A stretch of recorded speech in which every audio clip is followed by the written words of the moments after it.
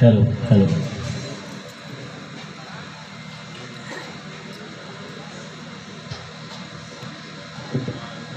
বেশি লম্বা মানুষ তো অসুবিধা হয় না, ঠিক আছে।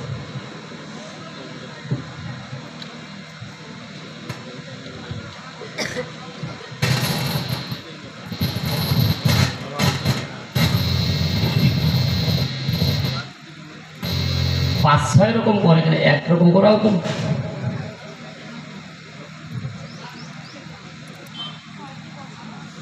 আজ এই স্মৃতিবাসরে আমার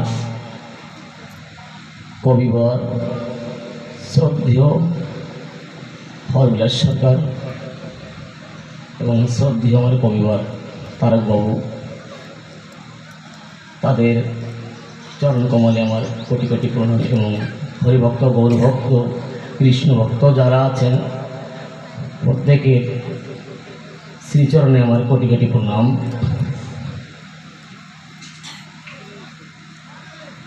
আজ এই স্মৃতিবাসরে আমার প্রথম জীবনে দাঁড়িয়েছি।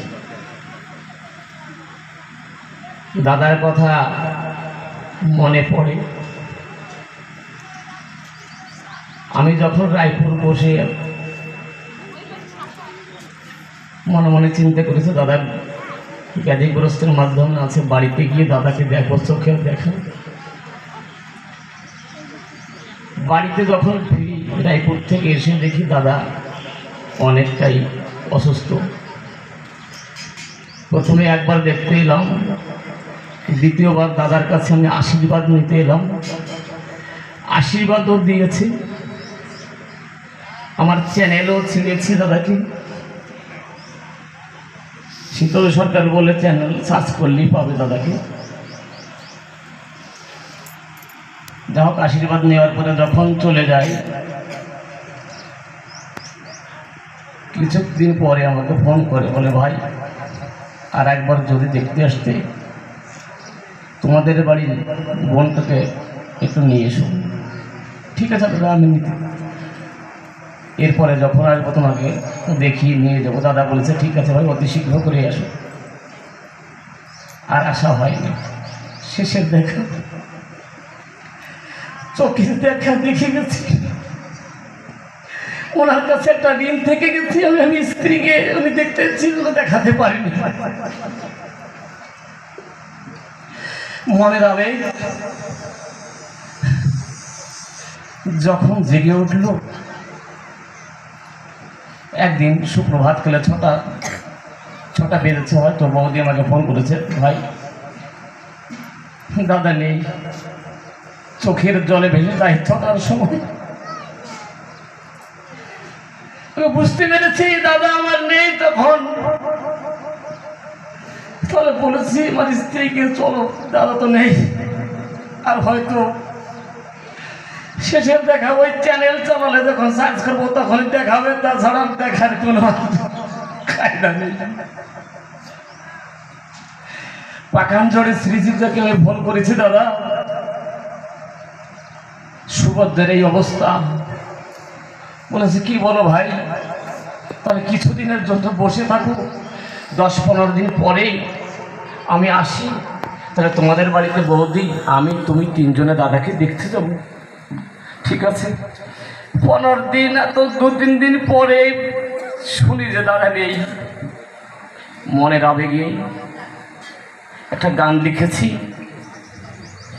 আমার বাবুর কাছে ফোন করেছি আমি, বাবু শুনেছে দাদা নেই, তাহলে দাদার বিষয়বস্তু নিয়ে একটা গান লিখব। বাবু আমাকে বললো কি, ঠিক আছে বাবা লেখো। বাবা, আমার বাবুর আদেশ অনুযায়ী একটা গান লিখেছেন। গানটা মনে করেছি গাইব, কিন্তু আমি আজকে কবি গান আছে, আমার কাকা তারকবাবু আছেন, আমার বাবু হরবিলাস তিনিও আছেন। ওনাদের কৃপায় আজ আমি কবি। আমি কলকাতাও ছিলাম অনেকটা দিন, প্রভাত বাবুর কাছেও ছিলাম, মনোরঞ্জন বাবুর কাছেও ছিলাম, প্রত্যেকের কাছ থেকে কিছু কিছু নিয়েছি এবং আমার অরিজিনাল কবিত্ব লাভ যেটা করেছে আমার বাবুর কাছ থেকে করেছি। যাই হোক, গানটা আমি এমনি পড়ে শোনাবো এখন, আর রাত্রে কবির আসরে গানটা আমি গাইব। মায়ার সংসার ত্যাগ করেছে সুবোধ মালাকার, 1431 সন 8ই বৈশাখ রবিবার। মায়ার সংসার ত্যাগ করেছে সুবোধ মালাকার, নামে ধামে নিজ কামে ছিল সচেতন, ও সে সুরের ধাজে লোক সমাজে মজাইত মন, গাইত সুরছন্দে সুন্দর রামায়ণ, হইয়ে কবির সরকার। মায়ার সংসার ত্যাগ করেছে সুবোধ মালাকার, যারে আপন ভেবেছিলাম সে তো আপন নয়, এই পৃথিবীর প্রতিভা ফুটে জগৎ মধুময়, তাতে কাব্য জগৎ উন্নত হয়, জীব জগৎ হয় পারাপার। মায়ের সংসার ত্যাগ করেছে সুবোধ মালাকার। গুরু হরবিলাস কয় সন্ধ্যে শীতল সবে নয় সমান, সৎ পথে চলিলে পাবি গুরুর আশিস দান। গুরু হরবিলাস কয় সন্ধ্যে শীতল সবে নয় সমান, সৎ পথে চলিলে পাবি গুরুর আশিস দান। হবে নিত্যধামের চিত্তের স্থান, বৃত্তমুখী সমাচার। মায়ের সংসার ত্যাগ করেছে সুবোধ মালাকার। শীতল বলে সবার তলে আমি যে একজন, সবার আশীর্বাদে নির্বিবাদে পাবো পরম ধন। আমি এই আশায় বেঁধেছি এমন জনম জনম আশা সার। মায়ের সংসার ত্যাগ করেছে সুবোধ মালাকার। এই গানটি আমি কবির আসরে গাইব। আজ দাদা অনেক আশা করেছিল, আমাকে বলেছিল একদিন, ভাই তুমি তো নতুন কবির দলে এসেছো, তাই কবি হতে সময় লাগে ভাই, ধৈর্য ধরতে হবে, ধৈর্য ধরলে দেখতে পাবা কোনোদিনের জন্য তুমি বড় কবি হয়ে দাঁড়াবা।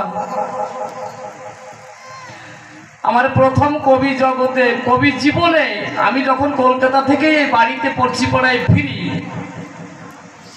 আমার কাকা গুরু তারক সরকার, তারক বাবু যিনি আছে আমার এই স্থান 3 নম্বর কাছনাপাড়া গ্রামে আমাকে কবির আসরে উঠিয়েছিল। গানটা হয়তো ভালোভাবে গাইতে পারিনি, তবে আমাকে একটা স্থান তৈরি করে দিয়েছিল আমার কাকা। এইটি সব থেকে বড় সৌভাগ্য আমার জীবনে, যে তারক সরকারের মতন লোক, মানুষ, মহামানব, সাধারণ মানব হিসেবে এসেছি এই ধরাধামে, সুশিক্ষিত হয়ে, একজন সুশিক্ষক হয়ে শিক্ষা দিয়েছে। খালি মাস্টারি শিক্ষা নয়, কাব্য জগতে কত উন্নত, ভাষা সম্বন্ধে কত উন্নত, চারিদিকে তার আবহ বেঁধেছে, গড়েছে। তাই আজ এই স্মৃতিবাসরের স্থানে আসরে দাঁড়ানোর মতন শক্তি তো আমার নেই। আমাকে একটু আশীর্বাদ করবেন সবাই, আমি যেন এই কাব্য জগতে উন্নত হয়ে ভক্তাদের, মহামানবদের, জীব জগতে সকলকে যেন আমি এইভাবে কিছু কিছু করে শিক্ষা দিয়ে যেতে পারি।